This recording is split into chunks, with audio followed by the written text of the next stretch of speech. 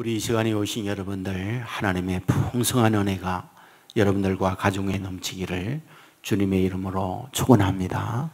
우리 앞뒤 좌우에 있는 분들 따뜻한 사랑의 마음으로 인사를 나눕니다. 주님의 이름으로 사랑하고 축복합니다.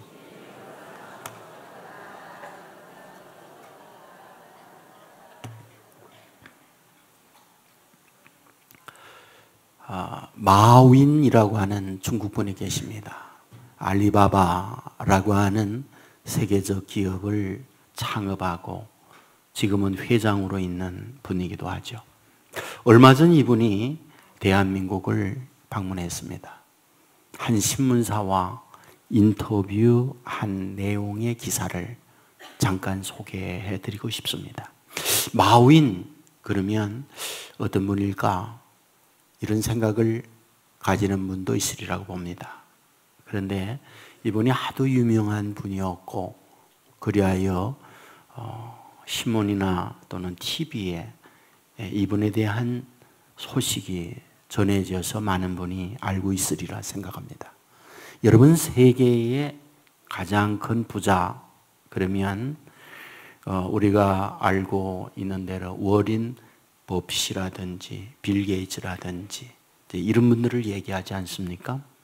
근데 작년도 2014년도에 개인 수입의 서열에 있어서 빌 게이츠나 워린 버핏을 제치고 2위에 올라간 사람, 그분이 마윈이라고 하는 중국 분입니다.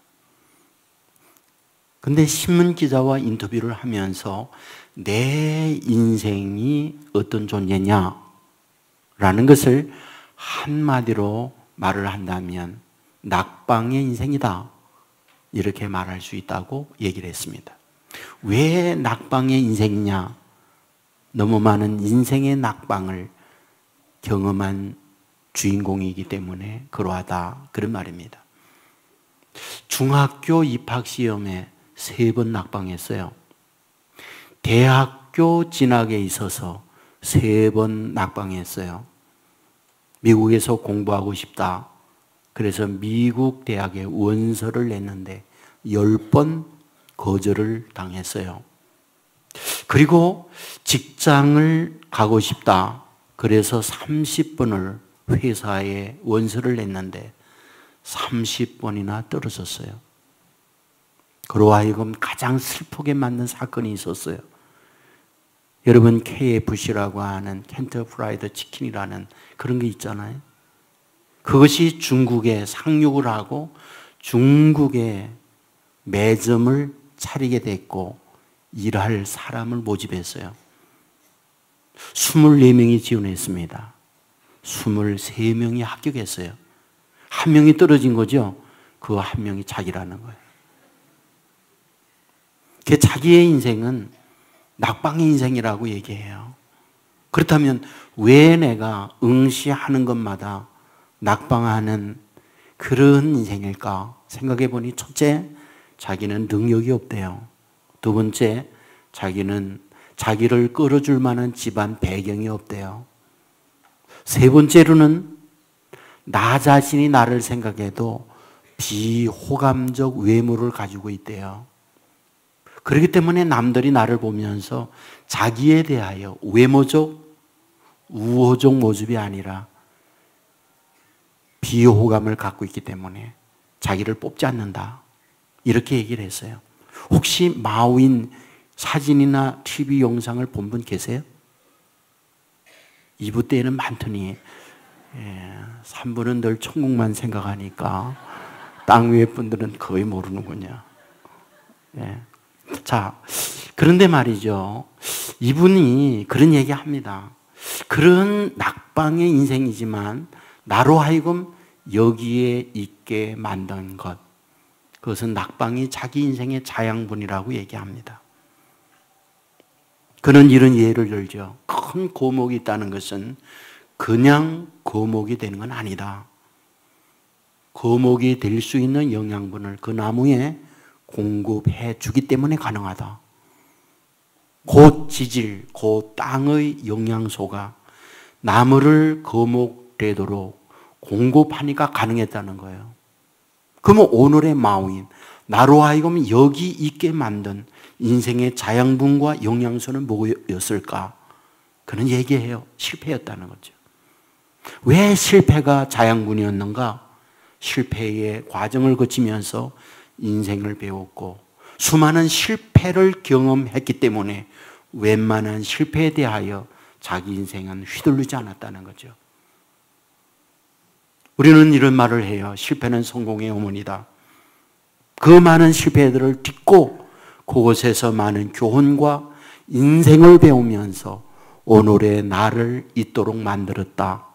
그 말을 하고 있었어요. 근데 마지막 너무 소중한 그리고 너무 귀한 이야기를 했어요. 당신은 워린 버핏이나 빌 게이츠나 이런 분보다 더 많은 돈을 벌고 세계적 기업을 이루어냈는데 행복하십니까? 그랬더니 이분이 뜻밖의 말씀을 한 거예요. 나는 보통 사람보다 행복하지 않습니다. 여러분, 이 말을 어떻게 이해해야 하는 겁니까? 모두가 많은 공부를 하고 더 좋은 직장을 가서 높은 자리에 올라가고 많은 돈을 벌고자 하는 이유 뭘까요? 돈 자체가 목적은 아니죠. 높아지는 자리가 목적은 아니죠. 그걸 통하여 행복이라는 것을 얻어내고자 하는 인간의 본래적 욕구가 밑바닥에 깔려 있는 건 아니겠습니까? 그런데 그 많은 것들을 성취한 당사자 본인은 보통 소시민과 비교할 때 나는 행복하지 않습니다. 라는 말을 하고 있다는 거예요. 이 문제를 어떻게 봐야 될까요? 여러분, 인생이라고 하는 게 뭐라고 생각하십니까? 인생에 대한 굉장한 다양한 표현들이 있잖아요. 인생이란 나그네다. 인생이란 풀잎에 맺혀 있는 이슬과 같다. 인생이란 안개와 같다. 인생이란 구름과 같다. 인생이란 부평초와 같다. 뭐 여러 가지 표현들이 있는데 그 표현들 가운데 인생이란 고해라는 표현을 씁니다. 불교적 표현이죠. 고생의 바다라는 말이죠. 저는 살아오면서 많은 분들을 만나요. 돈 있는 사람도 만나고 가난한 사람도 만나고 높은 사람도 만나고 낮은 사람도 만나고 공부를 많이 한 사람도 만나고 거기에 미치지 못하는 사람도 만나고 저는 굉장히 다양한 사람들을 만나면서 깨닫는 게 하나 있습니다. 저분에게는 기쁨, 저분에게는 감사, 저분에게는 늘 행복감만이 있을 거야. 돈이 있잖아. 사회적 성공을 이루었잖아. 자녀들 다 잘 됐잖아. 그런데 맨살을 들여다보면 상처 없는 사람은 없더라고요. 포장되어 있는 옷을 벗고 그 맨살을 보면 피먹는 상처가 숨겨져 있는 걸 발견할 수가 있어요. 맞아요. 땅 위에 살아가면서 아픔과 고통이 없는 사람 아무도 존재하지 않아요. 묻습니다. 이유가 뭘까요? 태어난 모든 인간이 고해의 바다의 고통과 어려움을 겪어야 하는 이유, 원인이 어디 있는 걸까요? 수많은 철학, 수많은 종교는 그 원인을 제시하죠. 그런데 우리 하나님이 성경을 통하여 바른 진단, 바른 원인에 대한 말씀을 하고 있잖아요. 왜 인간은 이와 같은 아픔과 고통 가운데 살게 되는가? 그 원인은 죄라고 말을 하잖아요. 죄가 뭔가요? 물론 도덕적으로 하나님 앞에 잘 살지 못한 타락된 삶을 말하죠. 죄를 짓는 거죠. 그런데 보다 그 죄의 핵심은 하나님과 결별한 거예요. 하나님을 떠나는 거예요. 하나님 없이 자기의 인생을 멋대로 살아가야 되겠다라고 생각을 하고 인간이 하나님의 곁을 떠나 살지만 삶은 어떻습니까? 곤고한 겁니다. 수많은 아픔, 수많은 고통, 수많은 고민, 수많은 갈등 속에 사는 존재, 이것이 인생이라는 거예요. 또 오늘 본문에 보면 요한은 이런 인간들을 향하여 인간들에게 얘기하는 예수님의 소개가 있어요. 보라, 세상 죄를 지고 가는 하나님의 어린 양이로다. 이 얘기를 해요. 여러분, 이 말씀을 요한이 사람들에게 예수님을 소개할 때, 보라, 세상 죄를 지고 가는 하나님의 어린 양이라고 할 때 그 의미가 뭐겠어요? 그래, 너의 인생이 정말 하나님의 곁을 떠나서 삶이 고해와 같은 삶에 살고 있지 않느냐? 그게 다 하나님을 떠난 죄의 결과로 아픔이 있어. 그런데 내 뒤에 오시는 저분 말이지, 그의 삶은 죄를 짊어지기 위하여 오신 분이야. 너의 아픔, 너의 실패, 너의 죄짐, 너의 모든 어려움들을 그분이 다 짊어지고 너에게 진정한 축복, 너에게 진정한 행복을 주기 위하여 오신 분이 이분이야 라고 예수님을 소개하고 있는 말씀의 본문이라는 거예요. 그런데 오늘 우리는 여기서 상당히 중요한 질문을 하나 던질 필요가 있어요. 그것은 요한이 어떤 현실에서 살고 있었느냐는 거죠. 여러분, 우리는 대한민국이라는 사회의 환경에 살고 있어요.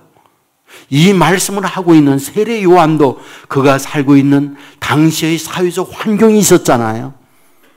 정치, 군사, 문화 여러 환경적 요건이 있었지만 그 가운데 중요한 환경적 요건이 하나 있어요.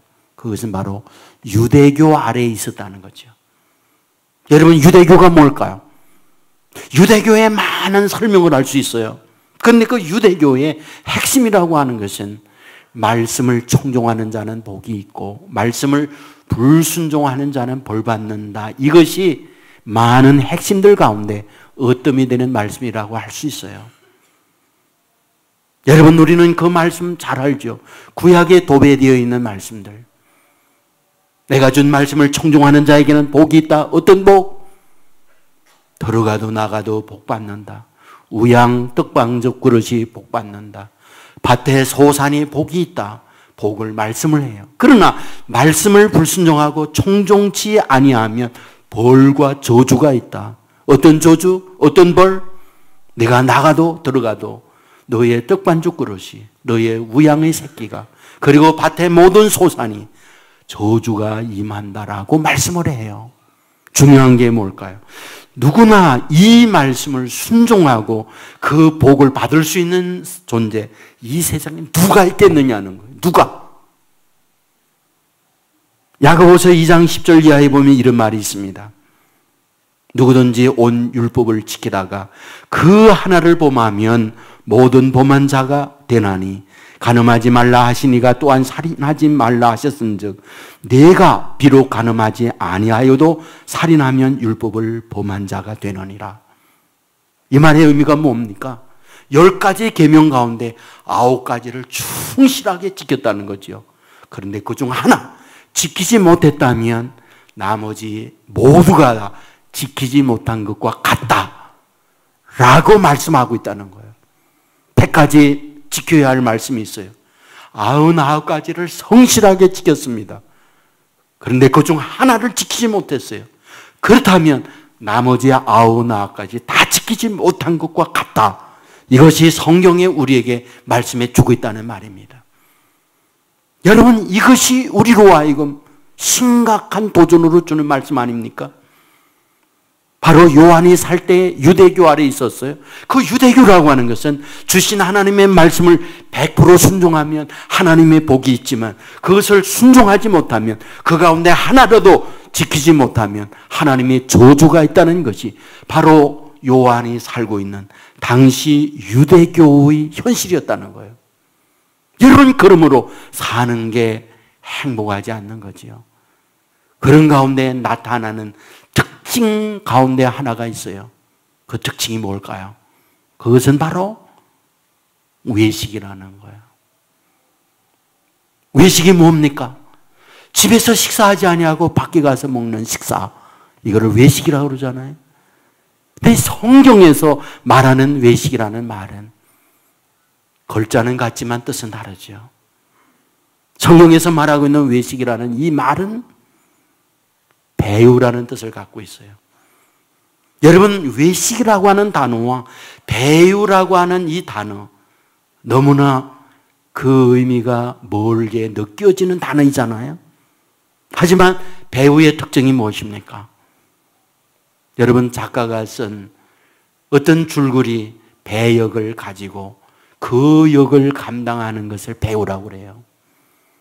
그러니까 내 생각, 내 감정, 내 현실과 전혀 다르게 내가 주인공으로서 어떤 위대한 인물들 될 수가 있고, 나 자신은 그러지 않지만 초라하게 그 배역 때문에 밟히고 어려움을 겪을 수도 있어요. 그 배우예요.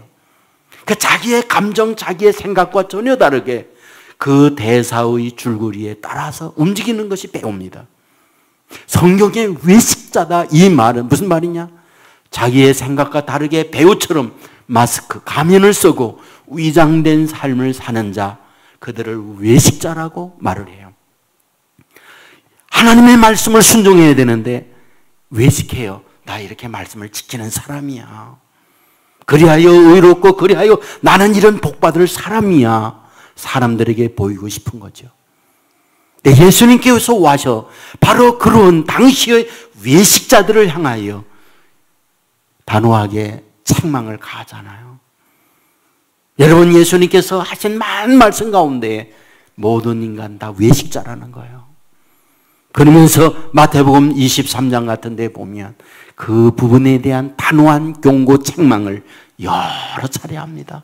그 가운데 두 가지를 소개해드리면, 화 있을진저 외식하는 서기관들과 바리새인들이요 잔과 대접의 겉은 깨끗이 하되 그 안에는 탐욕과 방탕으로 가득하게 하는도다. 화 있을진저 외식하는 서기관들과 바리새인들이요 회칠한 무덤 같으니 겉으로는 아름답게 보이나 그 안에는 죽은 사람의 뼈와 모든 더러운 것이 가도가도다. 여러분, 뭘 말하고 있죠? 여러분, 당시 무덤을 보면 겉모습 화려해요. 페인팅하고 멋진 화려하게 꾸며놓습니다. 그러나 그 안에 들어가면 시체예요. 썩은 송장으로 구더기가 있고 악취가 진동해요. 외식이라는 말은 인간의 모습이 그렇다는 거죠. 겉모습은 화장을 하고 겉모습은 미소를 짓고 있지만 그 내면을 보았더니 송장 썩는 것과 같고 악취가 진동하고 더러운 추악으로 가득 차 있는 존재들아, 겉과 속이 다른 존재들아, 자기 자신과 어떤 타인용과는 다른 모습으로 인생은 살아가고 있더라. 그 얘기를 하고 있는 거죠. 여러분, 외식자에게 그런 특징들이 있지만 또 다른 특징이 있다는 거 아십니까? 그것은 정죄입니다. 외식하는 자에게 가장 두드러지게 나타나는 것 가운데 하나가 정죄예요. 뭡니까? 나는 이렇게 의로워. 나는 이렇게 너희와 격이 달라. 나는 이렇게 말씀에 순종하거든. 기도해, 헌금내, 봉사해. 너 뭐야? 상대를 향하여 정죄하는 것이 외식자의 모습이라는 거예요. 그러므로 당시 바리새인 서기관, 예수님께 책망을 듣던 그들 아주 특징 중에 하나가 남들을 정죄하는 거였죠. 현장에서 간호받은 여인을 끌고 와서 모세에 보면은 이런 여자 돌로 치라 했다. 너는 어떻게 할 거냐? 예수님께 시비를 걸잖아요. 주님은 얘기합니다. 너희 중에 죄 없는 자가 먼저 돌로 치라. 여러분, 그 내면에 더럽고 추하다는 거 그들 스스로가 잘 알고 있잖아요. 여러분, 여기에서 세상 죄를 지고 가는 하나님의 어린 양이라는 의미가 뭔지 아세요? 이 말은 바로 우리의 죄, 내가 뭔가 해야 하지만 그 일을 해내지 못하는 그 부족함, 이런 것들을 예수님이 짊어지고 예수님께서 우리로 하여금 평강과 축복으로 내려주겠다고 하는 것, 이게 바로 오늘 본문에서 주님을 소개할 때 세상 죄를 지고 가는 하나님의 어린 양이라는 말씀으로 하고 있다는 말이에요. 여러분, 그런데 어떤가요? 여기에 세상 죄를 지고 가다, 무거운 짐을 지고 가니까 짐지는 가축은 좀 짐 질 만한 것으로 소개되는 게 좋지 않을까요? 짐을 잘 지니까 낙타, 저 짐을 지고 가는 낙타를 볼지어다, 이래야 좀 되는 거 아닌가요? 낙타가 아니라 좀 소가 힘이 있으니까 저 세상 죄를 지고 가는 소를 보라. 좀 그래야 되는 게 아닌가요? 아니, 소가 아니면 말, 아니면 말이 아니라는 노새. 근데 왜 세상 죄를 지고 하는 어린 양이라고 표현하는 겁니까? 여기 두 가지 의미가 있어요. 하나는 유월절 관계 있는 거예요. 유월절 여러분이 잘 아시죠? 유월이라는 말은 넘을유 넘을월자예요. 넘는다는 거예요. 그럼 무엇이 넘는다는 말입니까? 이스라엘 백성이 이집트의 포로가 되어 있을 때 하나님께서 그들로 해방시키기 위하여 하나님의 진노의 그림자가 내려요. 그때에 처음 난 가축, 처음 난 모든 장자를 그 진노로 말미암아 죽이게 만들죠. 그런데 어린 양의 피를 문설주에 발라놓으면 그 하나님의 진노가 그 어린 양의 피를 보고 넘어가요. 그래서 그 피를 바른 가정에는 가축도 장자도 죽지 않았어요. 오늘 본문에 하나님의 어린 양이라는 이 말은 예수의 피를 바르는 자는 하나님의 진노를 피하여 구원받는다는 걸 말씀하기 위하여 예수님 누구냐? 어린 양이다. 이 말씀을 해요. 그런데 이것만 말하고 있잖아요. 여러분, 양에 있어서 특징적인 게 하나가 뭔지 아십니까? 먼 것을 못 봐요. 가까이 있는 앞에 것만 봅니다. 특별히 어린 양이라고 하는 것은 아직 성장하지 않았어요. 태어난 지 얼마 안 돼. 비실비실하는 거예요. 그 비실비실하는 어린 양에 죗찜을 지었어요. 그런데 그 죗찜을 지우는 그 모습만을 말하려고 하는가? 그건 아니에요. 어린 양이라고 하는 것은 앞을 보지 못한다고 할 때, 앞을 보지 못한다 이 말은 어떤 의미를 가지고 있느냐? 사리 분별을 하지 못하는 바보스러움이 있는 게 어린 양이다 이 뜻이에요. 이 의미가 무엇일까요? 여러분, 우리가 사람과 관계를 갖고 살다가 보면 이분은 참 매력적이다. 이분은 가까이 하고 싶다. 이분은 정말 친구해서 이분에게 어떤 도움을 얻고 이분과 가까이 하고 이분과 연결되어 있다는 걸 남들에게 자랑스럽게 말하고 싶다 하는 분들이 있잖아요. 그러나 반대도 있다고요. 가까이 가면 갈수록 속살을 들여다보면 볼수록 너무 무서워. 너무 싫어. 가까이 갈수록 찔려 상처 입어. 말을 하죠. 더 이상 너와 친구하지 않는다. 더 이상 너와 결별한다. 이런 것이 우리의 삶의 관계 속에서 이루어지는 모습들이에요. 그런데 오늘 본문에 예수님께서 어떠하다? 어린 양이래요. 어린 양이라는 말은 앞을 보지 못하는 시력을 갖고 있다고 말씀했어요. 그렇다고 한다면 무엇인가? 사람은 좋은 사람, 나쁜 사람, 가까이 할 사람, 멀리 할 사람 이런 분별을 하고 있는데 예수님은 너무 어리석게도, 예수님은 너무 바보스럽게도, 예수님은 너무 불쌍하게도 가까이 하면 안 될 그런 존재들까지 가까이 하는 존재, 그런 것을 분별하지 못하는 존재, 그것이 예수님의 모습이라는 거예요. 여러분, 여기서 어린 양, 세상 죄를 지고 가는 하나님의 어린 양, 이 말은 돈이 있고 능력 있고 힘 있는 사람들을 분별하여 사람들을 나눌 수 있어요. 그러나 예수님께서는 가까이 하고 싶지 아니한, 그와 가까이 하면 손해를 입을, 그로 가까이 하면 정말 남들에게 비난을 받을 그런 존재까지 개의치 아니하고 그들의 죄까지 짊어지고 그들을 위해 희생당하고 그들을 위해 멸시 조롱을 당하는 분, 그분이 예수님이다. 오늘 본문의 세상 죄를 지고 가는 하나님의 어린 양, 이 모습이다. 이것을 우리에게 말씀해 주고 있다. 그런 말이에요. 그렇습니다. 예수님은 정말 바보스러워요.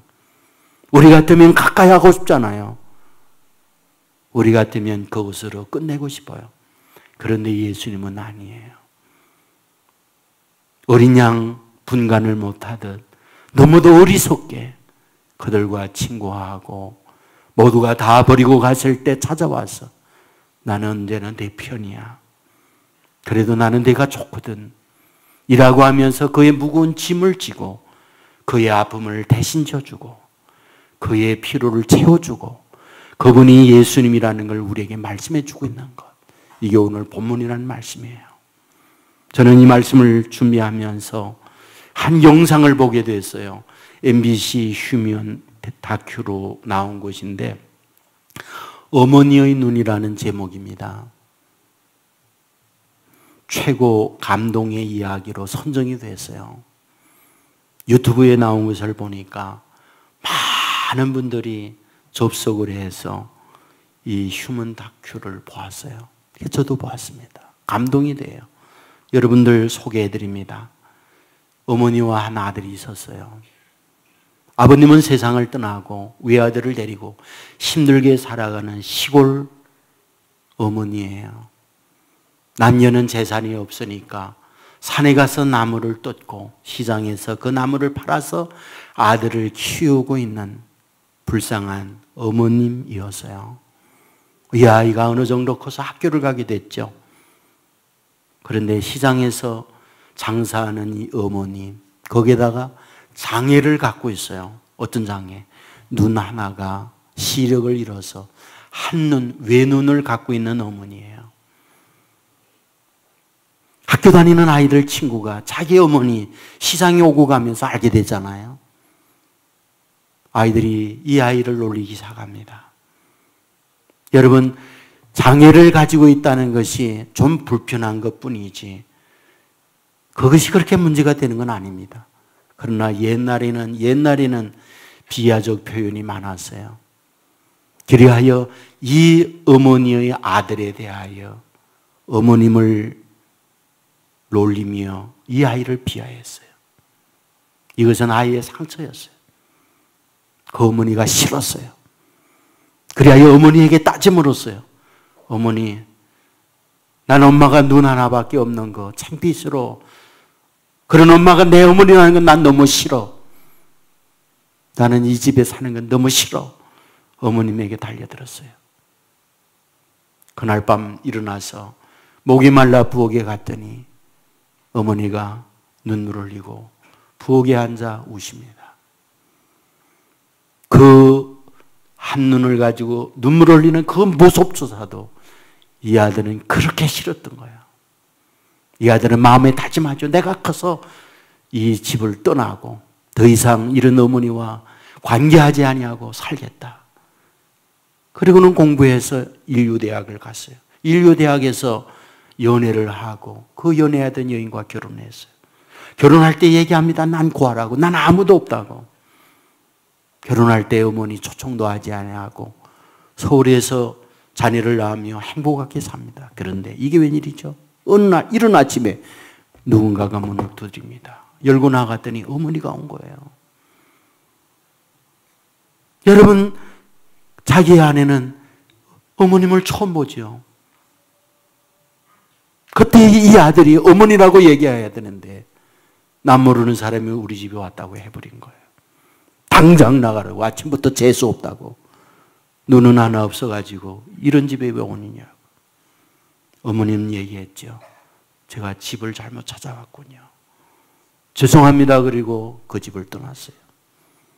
시간은 많이 흘렀습니다. 고향에 있는 초등학교에 동창회가 있으니 꼭 와달라고 하는 연락을 이 아들에게 한 겁니다. 오랫동안 이어졌고 동창도 만나고 싶고 그래서 갔다가 집을 두르고 싶은 거예요. 문이 닫혀 있었죠. 문을 열었을 때 어머님은 쓰러져 있었어요. 그리고 손 안에 뭔가 들려져 있었어요. 그것은 편지였습니다. 편지의 내용이 이랬어요. 사랑하는 내 아들 보아라. 이제 다시는 서울에 가지 않을게. 그러니 네가 가끔씩 찾아와 주면 안 되겠니? 엄마는 네가 너무 보고 싶구나. 엄마는 네가 올지도 모른다는 소리를 듣고 너무 기뻤단다. 그리고 한쪽 눈이 없어서 정말로 너에겐 미안한 마음뿐이다. 어렸을 때 네가 교통사고가 나서 한쪽 눈을 잃었단다. 나는 너를 그냥 볼 수가 없었단다. 그래서 건강한 내 눈을 주었단다. 하지만 난 내 눈이 없어도 두 눈 있는 건강한 네가 정말로 기특해서 난 너를 한 번도 미워한 적 없단다.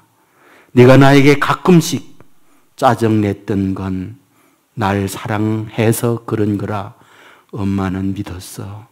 아들아, 내 아들아, 애미가 먼저 갔다고 울지 말거라.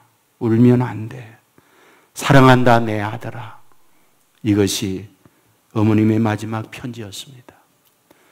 저는 그 영상과 이 글을 읽으면서 많은 눈물이 났어요. 어머님의 그 희생. 어쩌면 이것은 우리 주님의 모습이기도 하구나. 이 생각이 드는 거예요. 여러분, 주님께서 세상 죄를 지고 가는 하나님의 어린 양이라고 할 때에 그 의미가 뭐겠어요? 가능성이 있구나, 너 착하구나, 내가 너를 위해 희생할 만해 라고 하는 그런 이들을 위하여 세상 죄를 지고 희생당한 주님이시냐? 그건 아니라는 거죠. 말씀드렸잖아요. 가까워 하고 싶잖아요. 주님은 내면을 알잖아요. 우리의 속을 들여다보면 너무 악취가 진동해요. 너무 추해요. 그러니와 가까이 한다는 것은 주님 자신에게 있어서 엄청난 손해예요. 저런 더러운 인간과 가까이 하고 있다니. 그런데 주님은 개의치 않다는 거예요. 너무 바보스럽게 그냥 오시는 거예요. 그리고 우리 손을 잡아요. 그리고 얘기하는 거예요. 그런 네가 나는 좋아. 그런 너를 나는 사랑해. 너와 동행할게. 너의 아픈 곳 내가 치료해 줄게. 너의 인생의 무거운 짐 내가 짊어져 줄게. 너의 안 되는 건 내가 도와서 해줄게. 이것이 바로 우리에게 찾아와서 주님께서 하시는 말씀이더라는 거예요.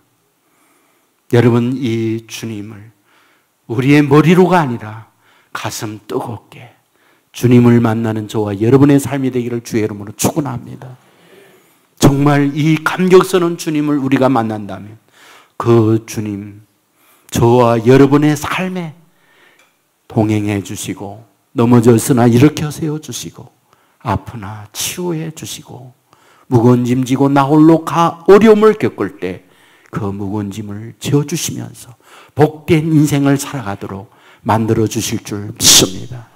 요한은 이 주님을 알아간 거예요. 그래서 이 사실을 모르고 위선 속에 살아가는 이들에게 예수님을 소개하는 겁니다.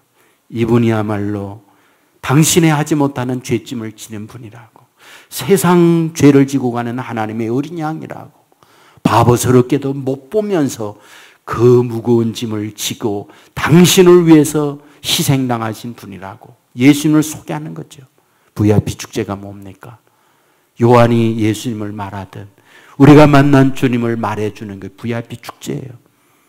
여러분, 이 일에 우리가 쓰임받고 동참한다고 한다면 주님은 이 일에 동참하고 나가는 저와 여러분을 위하여 놀라운 축복, 놀라운 계획을 준비하고 인도해 주실 줄 믿습니다. 이 주님과 함께 복된 미래, 이 주님을 소개함으로 말미암아 주님을 만나지 못하고 힘들게 무거운 짐지고 아파하면서 괴로워하는 그분들에게 이 주님을 소개함으로 그들 역시 이 영광스러운 축복에 동참할 수 있는 축복의 은혜가 저와 여러분 가운데 넘치어 날 수 있기를 주님의 이름으로 축원합니다. 우리 모두 자리에서 일어나겠습니다.